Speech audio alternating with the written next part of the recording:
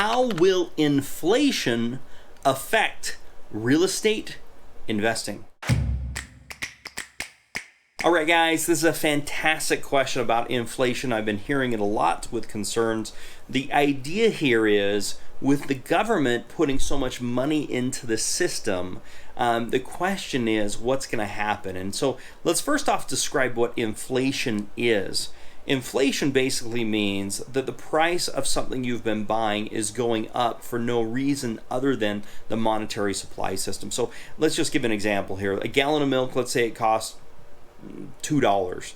And that same gallon of milk next week costs $2.50. You've had a 50 cents inflation, which basically just means it costs more to buy the same thing that you bought yesterday. Now, there's typically always inflation. It's typically a couple of percentage points. A 3% inflation is anywhere from a 1 to a 3% inflation on an annual basis is pretty typical, because things do just get a little bit more expensive. But the question is how is this going to affect real estate investors? Now, I love this question. If you've got a question you'd like to have me answer, type it in the comments below, and I'll create a video just like this for you and for all my other amazing YouTube subscribers.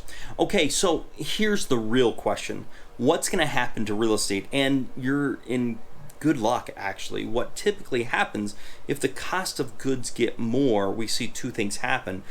We see rents rise, meaning it costs more to rent the same property because everything else is going up. And secondly, we see the values going up.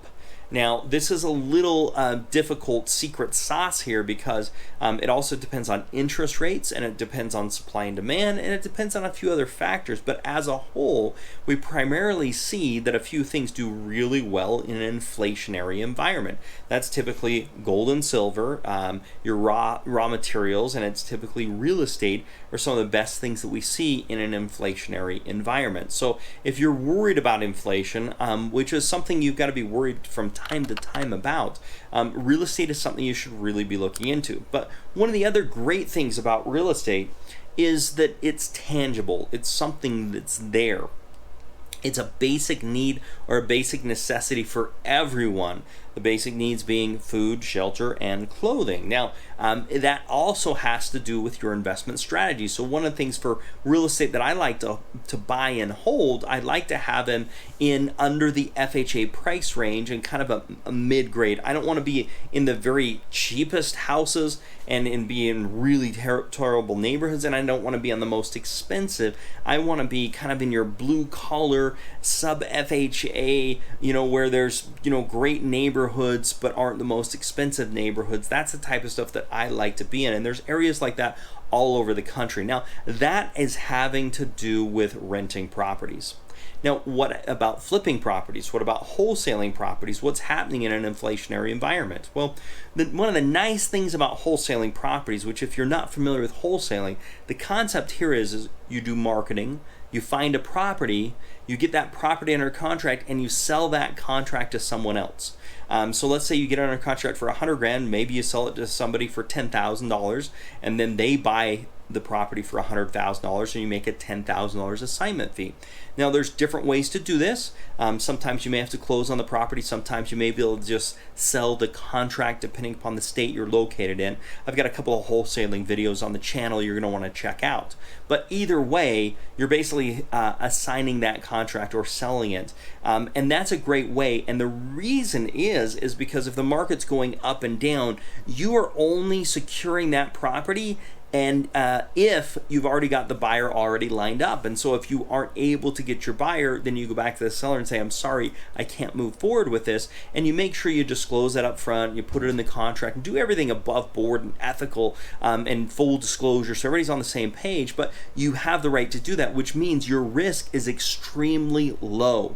You have very low risk in these types of transactions or the wholesaling. And if you're worried about the markets going up and down, that's a great strategy to be thinking about and to be doing. Then we're going to talk about flipping next, but before I do, if you haven't already, please hit that thumbs up button and consider subscribing to the channel. I would love to have you.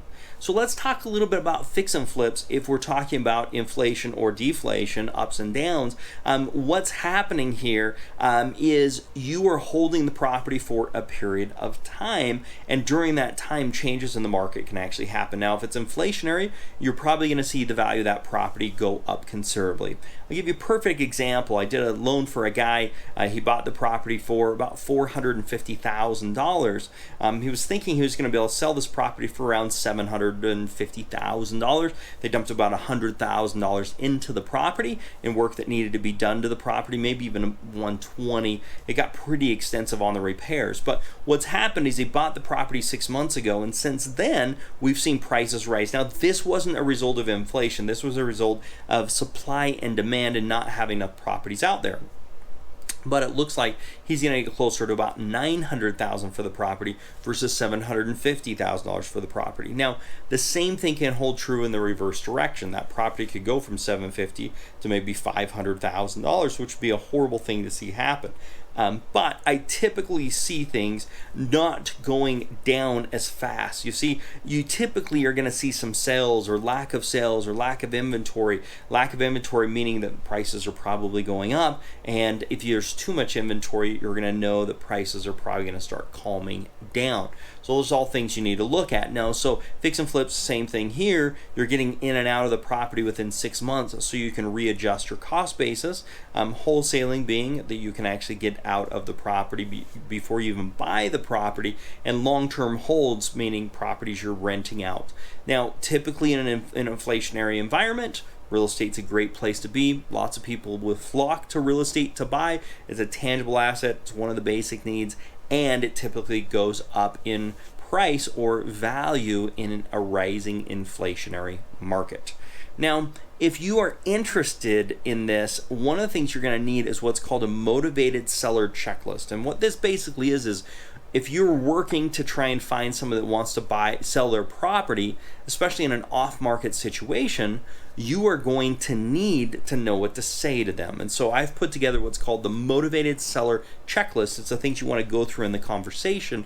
And if you'd like to get a copy of that, you can get it absolutely for free. You just need to text me at 435-294-0433. 435-294-0433. Just text me your email address and I'll send that over to you. I've also got a video, what questions to ask when investing in rental properties. I will put that on the screen. If you're interested in that rental property we're talking about, you're gonna wanna check that out. Also, I have a blog. What is the average profit on flipping a house? If flipping's the direction you wanna go, I'll put that in the comments below and you can check out that blog post. Well worth your read.